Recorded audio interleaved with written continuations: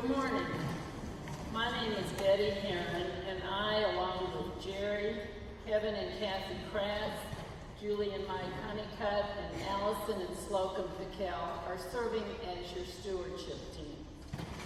The theme this year is, let us build a house where love can dwell. And so I think it's important that at this time we think about, at this time of transition, that we think about what has sustained us through the pandemic and brought us back together as a church family. So with that in mind, I'd like you all to find the piece of paper that is in your bulletin that asks the question, where do you see God's love dwell at Second Presbyterian? We'd like you all to fill that form out, place it in the offertory plate, and then we will put them on the ribbons in the banner in the narthex so that we can all share together how God has enriched our lives. And now I'd like to turn it over to Kevin. Thank you, Betty. If you have any doubt that the years are rolling by faster than you might think, we Kathy and I co-chaired the stewardship campaign with Jerry and Betty Heron 20 years ago. Steve Hancock's first year. You know, in stewardship, I've learned in this role it's a sensitive subject because we're talking about your financial commitment to the church. And this church's approach has always been that your financial payment to the church is confidential. Even the ministers don't know. But we do have data compiled by our business administrator that the stewardship team looks at every year. And you have it in your program.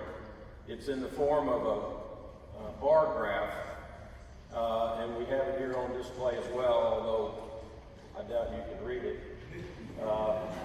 But the bar graph illustrates the number of households in the church, the numbers that give at certain levels, and then the large percentage of our households, nearly 42%, that don't give on an annual basis.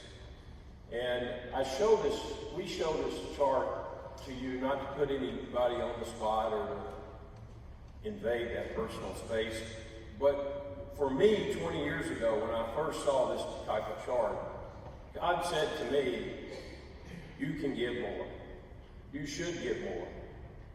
And no matter where you fall in this chart, you're on a pathway of giving.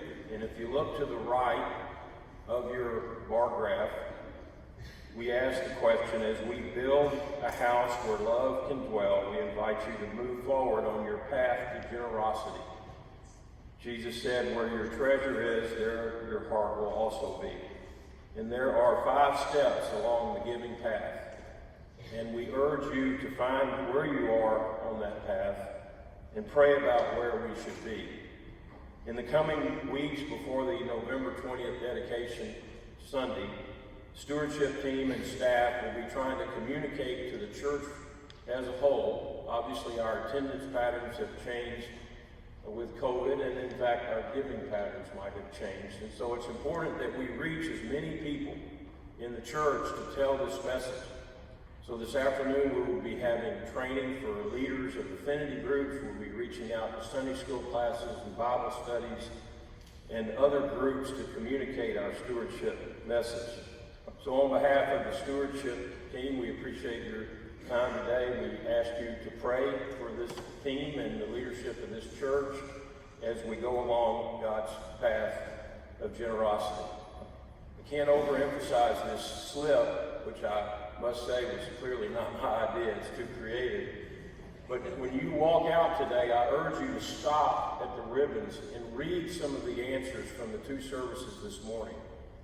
I was impressed with the breadth and the depth of this congregation's answer to the question, where do you see God's love dwell at Second Presbyterian? Thank you very much.